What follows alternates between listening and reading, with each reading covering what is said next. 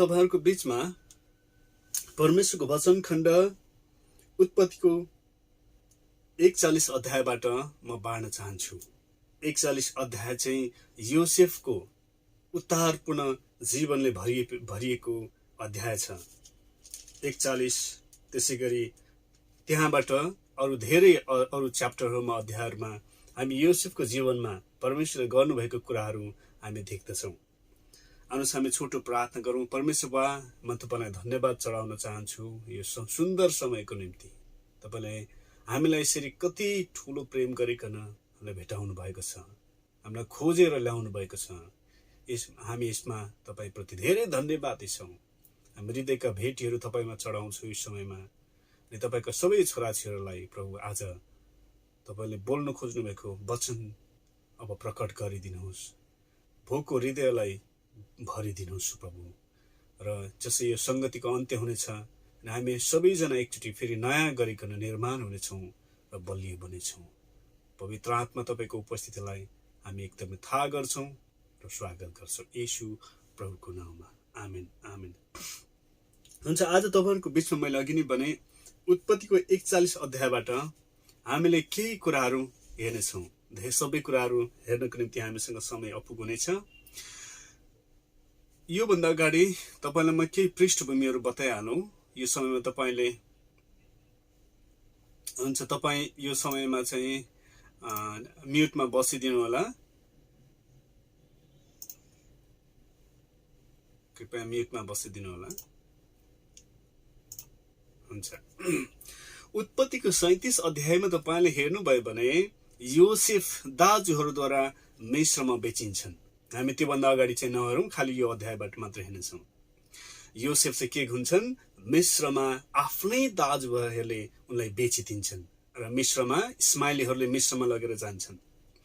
उत्पत्तिको 39 अध्यायमा 39 च्याप्टरमा हामी हेर्यौँ भने योसेफ मिस्रमा कप्तान पोतिफरको किनाइमा पर्छन्। मिस्रमा इस्माइलीहरूले लान्छन् किनेर, अनि फेरि मिस्रको त्यहाँको एउटा प्रान्तको हाकिम अथवा त्यहाँको एउटा ठूलो कप्तान शासकले चाहिँ अथवा जसको नाम पोतिफर हुन्छ उसले योसेफलाई दास बनाउन किन्छन्। योसेफलाई पोतिफरको स्वास्नीले परीक्षामा पार्छन्। परीक्षामा पार्ने विभिन्न उपायहरू खोजिरहन्छन्, तर अन्तमा नसकेपछि उनी उल्टो अभियोग लगाई योसेफलाई जेल हालिदिन्छन्। परमेश्वरको महान योजना पूरा गर्न परमेश्वरले योसेफलाई बुद्धि र अनुग्रह दिँदै अब जानुहुन्छ। के गर्नुहुन्छ? परमेश्वरले योसेफलाई बुद्धि दिनुहुन्छ, अनुग्रह गर्नुहुन्छ। योसेफ जेलमै हुँदा मिस्रका राजा फारोले दुईवटा सपनाहरू देख्छन्। एकै दिनमा दुईवटा सपनाहरू देख्छन् अनि ती सपनाहरू चाहिँ यस प्रकार छ। आउनुहोस् हामी 41 अध्यायको 1 देखि 5 पद 7 पदसम्म हामी पढ्नेछौँ। सबैजना हामी पढ्नेछौँ। यसको पुरा 2 वर्षपछि फारोले एउटा सपना देखे। सपनामा उनी नील नदीको किनारमा उभिरहेका थिए। नील नदीबाट 7वटा खुब सप्रेका मोटा मोटा गाईहरू निस्केर आए र काँसको घारीमा चढ्न लागे। त्यसपछि अरु 7वटा हड्डी र छाला मात्र भएका दुब्ला दुब्ला गाईहरू नील नदीबाट तिनीहरूका पछि पछि निस्के र नील नदीको किनारमा उभिरहेका पहिलेका गाईहरूसँगै उभिए। ती हड्डी र छाला मात्र भएका दुब्ला दुब्ला गाईहरूले ती 7वटा सप्रेका मोटा मोटा गाईहरूलाई खाइहाले अनि फारो बिउजे। त्यसपछि उनी फेरि निदाए र यो अर्को एउटा सपना देखे। 7वटा भरिला र असल अनाजका बाला एउटै डाँठमा उम्रिरहेका थिए। त्यसपछि सेप्रा र पूर्वी बतासले ओइलाएका अरू 7वटा अन्नका बालहरू पसाए अनि ती सेप्रा बालहरूले ती 7वटा असल र भरिला बालहरूलाई निलिहाले। ती सेप्रा बालहरूले ती 7वटा असल र भरिला बालहरूलाई निलिहाले अनि फारो बिउजे।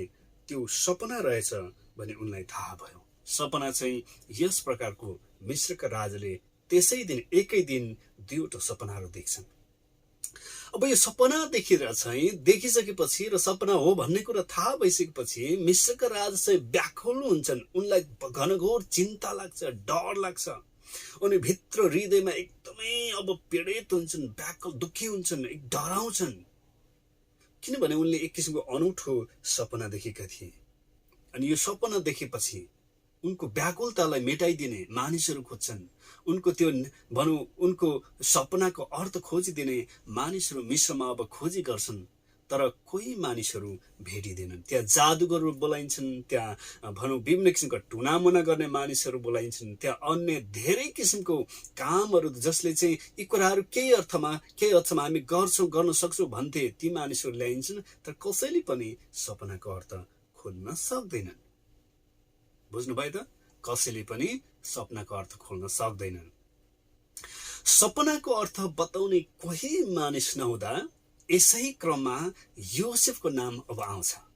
हेर्नुहोस् त, योसेफ त अब कहाँ हुन्छन्?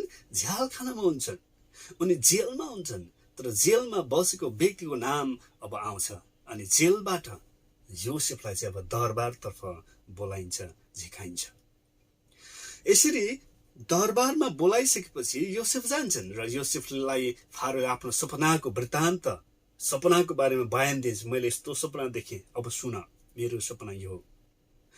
सपना यसरी बताइसकेपछि योसेफलाई सपना भनौँ फारोले भन्छन्, अब मलाई सपनाको अर्थ बताऊ। त्योभन्दा अगाडि हामी यो बुझ्दछौँ, एउटा पद पढिहालौँ कि 15मा फारोले योसेफलाई भने, मैले एउटा सपना देखेँ, तर यहाँ कसैले त्यसको अर्थ बताउन सकेन। मैले तेरो विषयमा सुने कि सपना सुनेपछि तैँले अर्थ खोल्न सक्छस् रे। हेर्नुहोस् त, फारोले चाहिँ के गर्छन् कि योसेफको बारेमा अरू कुनै भारदारद्वारा आफूलाई भन्ने आफ्नो सेवकहरूद्वारा सुन्छन् कि एउटा व्यक्ति यस्तो छ जसले सपना बताउँछ, कि हाम्रो सपना बताइदिएको थियो र जे बताएको थियो त्यसै अनुसार हुन गयो। अनि त्यो सकेपछि योसेफ, ओहो सायद हुनसक्छ कोही मान्छेले बताइदिला भन्ने अर्थले त्यो मान्छे झिकाएर भन्छन् कि के तैँले बताउन सक्छस्? अब तपाईँले 16मा हेर्नुहोस् योसेफले कस्तो उत्तर दिन्छन् भन्दा, योसेफले फारोले भने, यस्तो ज्ञान त ममा छैन, तर परमेश्वरले फारोलाई यथार्थ उत्तर बताइदिनुहुन्छ।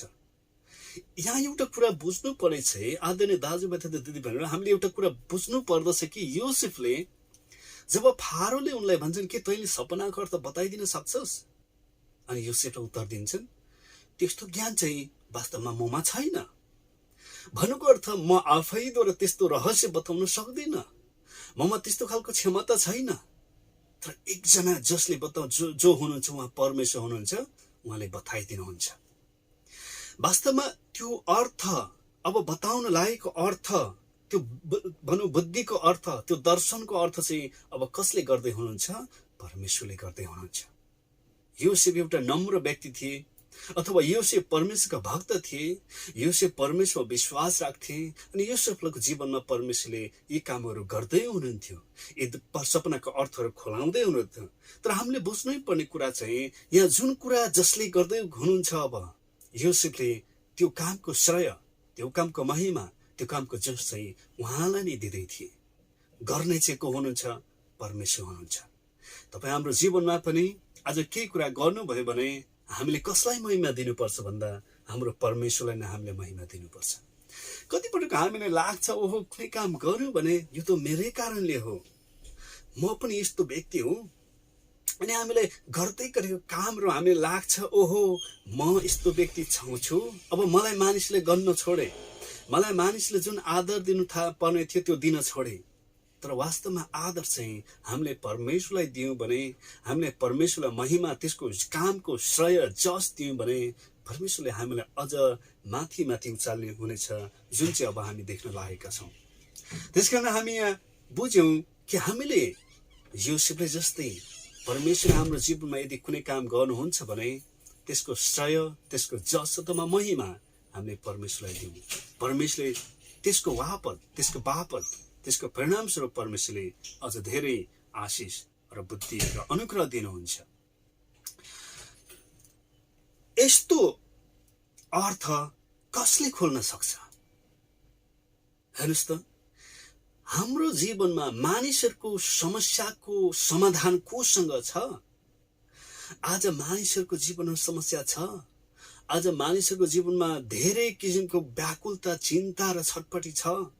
आज मानिसको जीवनमा धेरै किसिमको बन्धनहरू, रोगहरू, बिमारहरू छ। यसको समाधान चाहिँ कोसँग छ? हामीसँग एउटै उत्तर छ, जसरी योसेफ भन्छन्, यसको उत्तर चाहिँ अथवा यसको समाधान चाहिँ परमेश्वरले गर्नुहुन्छ। यसको उत्तर चाहिँ परमेश्वरसँग छ। यदि हामीले परमेश्वरलाई यो कुरा राखिदियौँ भने, परमेश्वरलाई महिमा दियौँ भने, परमेश्वरले हरेकको जीवनमा गर्नुहुनेछ। योसेफ भन्दैछ नि, यही अर्थ खोलिन्छ भने परमेश्वरले मात्रै खोल्न सक्नुहुन्छ। यसको श्रेय, यसको महिमा जे छ परमेश्वरले मात्रै दिनुहुन्छ। योसेफले बुद्धिद्वारा कसरी व्यवस्थापन गर्ने भन्ने कुराहरू अब दिन्छन्। हामीले तल हेर्न सक्छौँ कि अनि योसेफले चाहिँ अब सपनाको अर्थ बताइदिन्छन्। हामीले त्यो सपनाको अर्थमा हामी नपढौँ, लामो पद छ, 17 पददेखि सायद 32, 25, 26सम्म, 27सम्म चाहिँ योसेफले सपनाको अर्थ बताइदिन्छन्। यो सपना चाहिँ अब के हो? यस्तो कुरा हो, अब परमेश्वरले जे कुराहरू यो राज्यमा हुन लागेको छ, गर्न लाग्नु भएको छ, अब त्यो तपाईँको सपना मार्फत प्रकट भएको छ। अनि योसेफले के बताइदिन्छन्? सपनाको अर्थ बताइदिन्छन्। अनि त्यो सपनाको अर्थ जब सुन्छन् नि फारोले, अनि फारो प्रभावित हुन्छन्, उनी इम्प्रेस हुन्छन्, उनी अति एक किसिमले भने प्रफुल्ल हुन्छन्। उनी एक किसिमले भने अब भन्ने हो भने त्यो योसेफप्रति उनको विश्वास अब पलाउँदै जान्छ। हामी एउटा कुरा अझ देख्दछौँ कि योसेफले के गरे? सपनाको अर्थ मात्र बताएनन्, सपनाको कुरा जुन समस्या अब हुन लागेको थियो त्यसको समस्यालाई मात्र प्रकट गरिदिएनन्, अब त्यो सपनालाई समाधान गरिदिने उपाय पनि योसेफ मार्फत परमेश्वरले बताइदिनुहुन्छ। समस्याको समाधान गरिदिने फरक यही छ। आदरणीय दाजुभाइ तथा दिदीबहिनीहरू, हामीले बुझ्नै पर्ने कुरा छ, योसेफमा भनौँ मिश्रमा अरू मानिसहरूले पनि यो सपना यस्तो हो त भनेकै थिए। थोर बहुत सपनाको केही कुराहरू बताएका थिए, सबैले बताउनु, प्रेडिक्सन गरे, एक किसिमको मानिसहरूले अनुमान चाहिँ लगाए नै यो चाहिँ पक्कै समस्या ल्याउने कुरा हो। तर उनीहरूले यो चाहिँ कुरा भन्न सकेनन् कि अब यो कुरालाई यसरी समाधान गर्ने भन्ने कुरा चाहिँ अरू मानिसले बताउन सकेनन्। तपाईँ हामीले कुनै समस्या देख्यौँ भने, कुनै कुरा देख्यौँ भने त्यसलाई हामी सम्भवतः हामी बताउन सक्छौँ। तर फरक यही छ, यदि तपाईँले त्यसको समाधान पनि बताइदिनु भयो भने, परमेश्वरबाट तपाईँलाई समाधानको कुरा परमेश्वरले तपाईँको जीवनबाट गर्नुभयो भने, त्यही फरक हुन्छ एउटा विश्वासी र अन्य मानिसहरूको बीच। एउटा परमेश्वरसँग हिँड्ने एउटा विश्वासी र अन्य मानिसहरूको बीचमा फरक हुने कुरा चाहिँ यही छ कि विश्वासीहरू मार्फत परमेश्वरसँगै हिँड्ने व्यक्तिहरू मार्फत परमेश्वरले कुनै समस्याको समाधान पनि ल्याइदिनुहुन्छ। आज तपाईँ र म चाहिँ मानिसहरूको जीवनमा मानिसहरूको समस्याप्रति समाधान बन्दैछौँ कि खालि समस्या मात्र देख्दछौँ? हामीहरू समाधान बन्ने, समाधान गरिदिने, समाधान देखाइदिने व्यक्तिहरू हुन सकौँ, जुन चाहिँ परमेश्वरले तपाईँ र हाम्रो जीवनबाट गर्नुहुन्छ। हालेलुया। योसेफलाई थाहा थियो परमेश्वरको निगाह अनुग्रहको कारण उनलाई अर्थ बताउने बुद्धि प्राप्त थियो। त्यसकारण आज तपाईँ र मैले कुनै कुरा गर्न सक्छौँ भने त्यो चाहिँ हामीले यो कुरा थाहा गर्नुपर्दछ, यो चाहिँ खालि परमेश्वरले हाम्रो जीवनमा गर्नुभएको, हाम्रो जीवनद्वारा परमेश्वरले नै गर्नुभएको। त्यसकारण यसको श्रेय चाहिँ फेरि हामीले महिमा चाहिँ हामीले परमेश्वरलाई नै दिनुपर्दछ। योसेफ एउटा साधारण व्यक्ति थिए प्रियहरू। योसेफ कति साधारण व्यक्ति थिए भने उनी त झ्याल खानामा थिए। पहिलो उनी बेचिए, दोस्रो बेचिएपछि उनी दास बने, तेस्रो उनी झ्याल खानामा लगिए, उनी कैदी, झ्याल खानामा जेलमा परेका व्यक्ति। तर अब परमेश्वरको उनको हिँडाइले परमेश्वर उनको जीवनद्वारा यति ठुला ठुला काम गर्दै हुनुहुन्छ कि पहिलो त झ्याल खानामै उनले त्यो झ्याल खानाकै बन्दीहरूले देखेको सपनाको अर्थ बताइदिन्छन्। त्यो मार्फत पनि परमेश्वरले महिमा लिनुहुन्छ। तर अर्को चाहिँ त्योभन्दा ठुलो कुरा चाहिँ अब मिश्रका स्वयं राजाको जीवनमा परमेश्वरले यो कुरा प्रकट गरिदिनुहुन्छ कि उसको जीवनमा के हुन लागेको छ। जसको अर्थ चाहिँ कसैले बताउन सक्दैन। अनि झ्यालखानामा रहेको व्यक्ति वा राजा कहाँ लगिन्छ। झ्यालखानामा रहेको व्यक्ति राजा कहाँ लगिन्छ। आज एउटा कुरा हामीले बुझ्नै पर्दछ, आज तपाईँ जस्तो सुखी अवस्थामा भए तापनि, जीवनको सबैभन्दा कमजोर अथवा तल्लो बिन्दुमा तपाईँ रहनु भए तापनि, यदि तपाईँ हुनुहुन्छ भने तापनि परमेश्वरले तपाईँलाई माथि उठाउन सक्नुहुन्छ। तपाईँले यहाँ देख्दै हुनुहुन्छ नि, अब के हुनुहुन्छ, के गर्दै हुनुहुन्छ परमेश्वर। झ्यालमा खानामा बसेको व्यक्तिलाई अब मिश्रका राजाका भेटाउनुहुन्छ अनि मिश्रका राजामाथि हैन त्यो राजाको समस्यालाई समाधान दिनुहुन्छ अनि मिश्रको अधिपति बनाइदिनुहुन्छ। Highest point of highest possible position मिश्रमा। अब योसेफले मिश्रका राजा मार्फत यस्तो एउटा पोजिसन पाउँछन् जो चाहिँ सबैभन्दा सम्भव हुने सबैभन्दा माथिल्लो तह, जो चाहिँ अब योसेफ चाहिँ राजा मात्रै हुन बाँकी भए, अरू सब थोक भए। मिश्रका प्रधानमन्त्री भए, मिश्रका अधिपति भए। अब सम्पूर्ण स्वयं मिश्र उनको अधीनमा आयो। उनके जे सल्लाह दिन्थे मिश्रका राजाले मान्ने लागे अनि परमेश्वरले उनको जीवनद्वारा यी भयानक ठुलो कामहरू गर्नुभएको छ। कसको जीवनमा? मिश्रमा। यो फारोलाई चाहिँ यी कुराहरू सपनाको अर्थ मात्र योसेफले बताउँदैनन्, तर परमेश्वर स्वयंले फारोको जीवन भएर मिश्रमा के गर्नुहुन्छ, यी समस्याबाट त्यो समयको निम्ति उहाँले समाधान दिनुहुन्छ। त त्यसकारण मैले आज तपाईलाई यही वचन राख्न चाहन्छु कि तपाईँ र मैले यदि हामी यो सोचौँ कि ओहो म त अब जीवनको अन्तिम घडीमा छु, म यही समस्यामा कति वर्षदेखि छु तर म बाहिर निस्कन सकेकै छैन। हामीले धेरै पटक यी कुराहरू हामी महसुस गर्दछौँ। तर परमेश्वरले यदि तपाईले बुद्धि दिनुभयो भने, निगाह गर्नुभयो भने, तपाईले उहाँको निगाह प्राप्त गर्नुभयो भने, तपाईले उहाँको आशिष प्राप्त गर्नुभयो भने तपाईलाई त्यो कुनै पनि क्षण लाग्दैन। तपाईँ योसेफ जस्तै बन्न सक्नुहुन्छ। तपाईँ हरेक जना चाहिँ एउटा योसेफ हौ। हामीले यो कुरा विश्वास गरौँ, हामीहरू हरेक व्यक्तिहरू योसेफहरू हौँ। योसेफलाई जुन बुद्धि दिएको छ, योसेफलाई जुन निगाह दिएको छ, जुन अर्थ दिएको छ, जुन शक्ति दिएको छ, जुन निगाह, त्यो तपाईँ र म हरेकको जीवनमा पनि दिएको छ। किन त भन्दा तपाईँ र म चाहिँ प्रभुलाई विश्वास गरेका, प्रभुका छोराछोरी, प्रभुले चुनेका, प्रभुले हाम्रो पाप क्षमा गरेका व्यक्तिहरू हौँ। त्यसकारण आज हामीलाई चाहिएको चाहिँ के छ भने योसेफको जस्तै बुद्धि, योसेफको जस्तै निगाह। प्रेरित 7:10 पदले भन्दछ, परमेश्वरले योसेफलाई के गर्नुभयो? बुद्धि दिनुभयो। परमेश्वरले के गर्नुभयो? बुद्धि दिनुभयो। तपाईँ र मलाई पनि आज परमेश्वरले बुद्धि दिनुहुन्छ।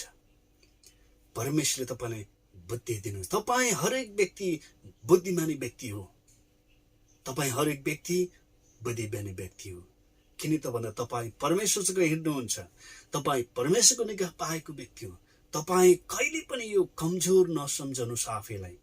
तपाईँ कहिले काहीँ यस्तो सामान्य एकदमै तल्लो अवस्थामा भए तापनि तपाईँलाई आउने दिनहरूमा परमेश्वरले माथिल्लो पोजिसनमा, माथिल्लो अवस्थामा, माथिल्लो स्थानहरूमा तपाईँलाई लाने परमेश्वरको प्रतिज्ञा छ। कसरी पवित्र आत्माद्वारा, हेर्नुहोस् त, आउनुहोस् हामी यो फेरि 38 पदलाई हामी एकचोटि पढिदिउँ। 38 पदलाई। ओके। यो सुझाव फारो र उनका सारा अधिकारीहरूलाई मन पर्यो। जब योसेफले चाहिँ सपनाको अर्थ बताइदिए अनि त्यो सपनाबाट मार्फत आउनु लागेको समस्या जुन प्रकट भयो, त्यो समस्याको समाधान पनि अब योसेफले बताइदिए कि कसरी अब आउनु लागेको विपत्तिमा रोक्ने भन्ने कुरा चाहिँ योसेफले बताइदिए। अनि त्यो सुनेपछि 38 पदमा मिश्रका राजा यसो भन्छन्, अनि फारोले उनीहरूलाई भने, यिनीहरू जस्तो परमेश्वरको आत्मा भएको अनि कुनै मानिस हामी पाउन सक्छौँ? कोही मानिस छैन त्यस्तो यो संसारमा। त्यो जमानामा मिश्र नै संसार थियो। मिश्रले जे भने संसारमा लगभग सबै संसारमा त्यस्तो हुन्थ्यो। त्यसकारण मिश्रका राजाले भन्दैछन्, यो मानिस जस्तो चाहिँ संसारमा अरू कुनै मानिस छैन। हेर्नुहोस् त, एउटा कुरा उनी अझै भन्छन्, यी जस्तो परमेश्वरका आत्मा भएको मानिस, परमेश्वरको उपस्थिति तपाईँ र ममा यदि छ भने अब परमेश्वरले तपाईँ र ममा भएको उहाँको उपस्थिति चाहिँ अरू मानिसहरूकासम्म पनि प्रकट गर्न लाग्नु भएको छ। म तपाईँको जीवनमा यो प्रोफेटिकली भन्छु, यो अगमबानीद्वारा म अगमबानीको रूपमा वचन बोल्न चाहन्छु। तपाईँको जीवनमा परमेश्वरको आत्मा हुनुहुन्छ, पवित्र आत्मा हुनुहुन्छ, अनि पवित्र आत्माले अब तपाईँको जीवनमा के गर्दै हुनुहुन्छ तपाईँलाई थाहा छ? अरू मानिसहरू मार्फत, अरू मानिसको अगाडि पनि तपाईँलाई उहाँले आशिष दिन चाहँदै हुनुहुन्छ।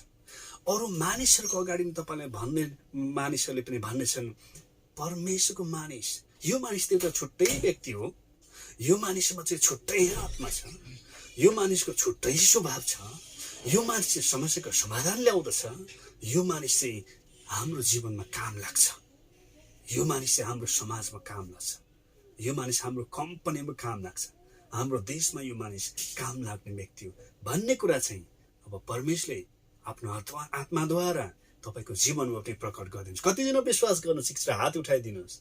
हालेलुया। परमेश्वरले तपाईँलाई आशिष दिनु। जसले हात उठाइदिनु भएको छ, परमेश्वरले तपाईँको जीवनमा यो काम गर्नुहुनेछ। त्यसकारण तपाईँ कहिल्यै पनि नसोच्नु होला म असफल व्यक्ति हो। तपाईँ एकजना सफल व्यक्ति हो। तपाईँ एकजना आशिष पाएको व्यक्ति हो। तपाईँ एकजना शक्तिशाली व्यक्ति हो। तपाईँलाई यो कुरा आवश्यक छ कि म अब अझै माथि जानुपर्छ, म अब परमेश्वरको आशिष पाउन पर्छ भन्ने कुरा लाग्छ भने अब तपाईँले परमेश्वरको बुद्धि माग्नुहोस्। मैले अघि भने परमेश्वरको आत्मा तपाईँसँग हुनुहुन्छ, जसरी युसुफसँग हुनुहुन्थ्यो। परमेश्वरको आत्माले तपाईँलाई अनुग्रह गर्नुहुन्छ, बुद्धि दिनुहुन्छ। हेर्नुहोस् त, हामीलाई चाहिएको चाहिँ परमेश्वरको बुद्धि रहेछ। यो परमेश्वरको बुद्धि भन्ने कुरा चाहिँ महान कुरा, जसले झ्याल खानामा रहेको व्यक्तिलाई प्रधानमन्त्री बनाइदियो, एउटा देशको अधिपति बनाइदियो। आज हामीलाई चाहिएको चाहिँ त्यही बुद्धि हो। प्रियहरू, दाजुभाइ र दिदीबहिनीहरू, आज हामीले यदि त्यस्तो बुद्धि प्राप्त गर्यौँ भने हामी के यस्तै अवस्थामा रहन्छौँ? के तपाईँ त्यस्तै अवस्थामा रहनुहुन्छ? रहनुहुन्न। तपाईँलाई परमेश्वरको बुद्धिले माथि माथि उठाउनेछ अनि तपाईँ एउटा बेग्लै स्थानमा पाउनुहुनेछ। अनि तपाईँद्वारा धेरै व्यक्तिहरूको समस्या समाधान हुनेछन्। धेरै व्यक्तिहरूको भनौँ उनीहरूको जीवनमा आशिष आउनेछ। धेरै व्यक्तिहरूको जीवनमा परमेश्वरको उपस्थिति तपाईँ मार्फत आउनेछ। याकोब 1:5 हामी पढ्यौँ भने नझर्कीसँग दिनुहुन्छ बुद्धि। हामी एकचोटि पढिदिउँ त्यो पदलाई, म पल्टाउने छु। याकोब 1:5 प्रभुले आफ्नो वचनमा लेख्नुहुन्छ। म पल्टाउँदैछु, आउनुहोस् हामी पढिदिउँ। याकोब 1:5 तर यदि तिमीहरूमध्ये कसैलाई बुद्धिको अभाव छ भने उदार चित्तसँग नझर्किदिनु हुने परमेश्वरलाई त्यसले मागोस् र त्यसले त्यसलाई त्यो दिइनेछ। त्यसलाई के दिइनेछ? परमेश्वरको बुद्धि दिइनेछ। आज हामीले माग्नु पर्ने कुरा, आज हामीले परमेश्वरको माग्नु पर्ने कुरा। यदि तपाईँ माग्ने इच्छा मात्रै गर्नुहुन्छ भने यहाँ एउटा बुझ्नुहोस् है त, तपाईँ यदि माग्ने परमेश्वरको बुद्धि तपाईँलाई चाहियो भन्ने कुरा मात्रै तपाईँलाई महसुस हुन्छ भने अब तपाईँ परमेश्वरको नजिक जानुहुन्छ, परमेश्वरको हेर्न थाल्नुहुन्छ, परमेश्वरको तपाईँ बातचित गर्न थाल्नुहुन्छ। परमेश्वरको निगाहको निम्ति तपाईँको भित्र तृष्णा जाग्छ। तपाईँ परमेश्वरको वचन सुन्न थाल्नुहुन्छ, परमेश्वरको जनहरूसँग तपाईँ नजिक हुन थाल्नुहुन्छ, परमेश्वरको सङ्गतिमा तपाईँ बढ्नुहुन्छ। हेर्नुहोस् त, एउटा रहस्यको कुरा चाहिँ, परमेश्वरको बुद्धि प्राप्त गर्ने रहस्य कुरा चाहिँ यही छ कि हामी माग्नुपर्छ। अनि माग्ने कुरा चाहिँ यी कुराहरू माग्ने भन्ने बित्तिकै यी कुराहरू स्वयं आउँछन्। प्रभुको सँग सङ्गति गर्ने, प्रभुसँग बोली बातचित गर्ने, प्रार्थना गर्ने, प्रभुसँग हिँड्ने, सेवा सङ्गतिमा बढ्ने। हेर्नुहोस् त, त्यसकारण प्रभुले हामीले त्यसो गऱ्यौँ भने प्रभुको प्रतिज्ञा छ, उहाँले हामीले नझर्किकन यति दिनुहुन्छ कि प्रशस्तसँग स्वर्गका ढोकाहरू खोलेर उहाँले तपाईँलाई आशिष दिनुहुन्छ। अनि आज हामीले सोच्नै पर्ने कुरा चाहिँ कि हामीले प्रभुसँग मागिरहेका छौँ। आउनुहोस्, म तपाईँको निम्ति प्रार्थना गर्न चाहन्छु। हामीहरू सबै आँखा चिम्लिनेछौँ अनि तपाईँले आफूलाई भन्नुहोस् कि मैले प्रभुसँग मागिरहेको छु अनि प्रभु चाहिँ मलाई यति साह्रो बुद्धि अनुग्रह निगाह गर्न चाहनुहुन्छ। के तपाईँले आफूलाई सोध्नुहोस् के मैले प्रभुसँग प्रभुको बुद्धि, प्रभुको अनुग्रह, वरदान, निगाह मागिरहेको छु? के मैले बाइबल पढिराखेको छु? के उहाँसँग प्रार्थना गरिराखेको छु? उहाँसँग बातचित गरिराखेको छु? मेरो जीवनमा कुन कुन कुरालाई मैले प्राथमिकतामा पारेको छु? हालेलुया। प्रभुले तपाईँलाई भन्दै हुनुहुन्छ, तपाईँले यो कुरा भन्नुहोस् अनि प्रार्थना गर्नुहोस्, प्रभु म एक्लै गर्न सक्दिनँ। मेरो जीवनमा भएको समस्याहरू, मेरो जुन अवस्था छ, जुन स्थानमा म भइराखेको छु, अब त्यो अवस्थाबाट बाहिर म आउनको निम्ति म एक्लैले सक्दिनँ। म तपाईँमा यो कुरा समर्पण गर्न चाहन्छु। मलाई योसेफलाई जस्तै बुद्धि दिनुहोस्, निगाह गर्नुहोस्। म आज जुन घडीमा छु, जुन खाल्डोभित्र परेको छु, म त्यो अवस्थाबाट म बाहिर आउन चाहन्छु। प्रभु मलाई तपाईँले निकाल्नुहोस्, मलाई माथिल्लो स्थानमा राख्नुहोस्, मलाई प्रमोसन गर्नुहोस्, मलाई बुद्धि दिनुहोस्, मलाई माथि लैजानुहोस् प्रभु। जसरी योसेफको जीवनबाट तपाईँले महिमा लिनुभयो र उनलाई बुद्धि दिनुभयो र उनले झ्याल खानाबाट बाहिर निस्केर उनी कति ठुलो मानिस बने। आज तापनि प्रभु कहिले योसेफले तपाईँलाई इन्कार गरेनन्। उनको जीवनबाट तपाईँले सधैँ महिमा लिनु। आज मेरो जीवनबाट त्यही महिमा लिनुहोस्। आज प्रभु तपाईँको अगाडि भन्दै हुनुहुन्छ, आदरणीय दाजुभाइ दिदीबहिनीहरू, त्यो अवस्थाबाट बाहिर आउनु मात्रै ठुलो कुरा होइन, तर तपाईँ बाहिर आइसकेपछि के परमेश्वरलाई तपाईँले महिमा दिनुहुन्छ? तपाईँले यो समयमा प्रतिज्ञा गर्नुहोस्, प्रभु म तपाईँलाई महिमा दिइ नै रहनेछु। यदि मेरो जीवनमा तपाईँले बुद्धि दिनुभयो, मेरो जीवनमा निगाह गर्नुभयो, मेरो जीवनमा तपाईँले अनुग्रह गर्नुभयो र म माथि आएँ, मेरो जीवनमा प्रभु आशिष आयो भने त्यसको श्रेय म तपाईँलाई नै सदा सर्वदा दिनेछु। त्यसको महिमा, त्यसको सम्पूर्ण आदर चाहिँ तपाईँ नै हो। तपाईँ त्यसकारण यी सबै कुराको महिमाको योग्य बन्नुहुन्छ। म एउटा नम्र व्यक्ति बनि नै रहनेछु, किनकि तपाईँले नै मलाई मेरो जीवनमा यो सबै कुरा गर्न लाग्नु भएको हो। प्रभुले तपाईँहरूलाई हरेकलाई भन्दै हुनुहुन्छ, यदि तपाईँको जीवनमा जे कुरा गर्दै हुनुहुन्छ, गर्न लाग्नु भएको छ, र यो चाहिँ परमेश्वरले नै गर्न लाग्नु भएको हो। र हामीले सबैले भनौँ, प्रभु तपाईँसँगै सबै कुराको उत्तर छ, सबै कुराको समस्याको समाधान तपाईँसँगै छ। सबै कुराको आदर, जस, महिमा, श्रेय पनि तपाईँलाई नै जान्छ।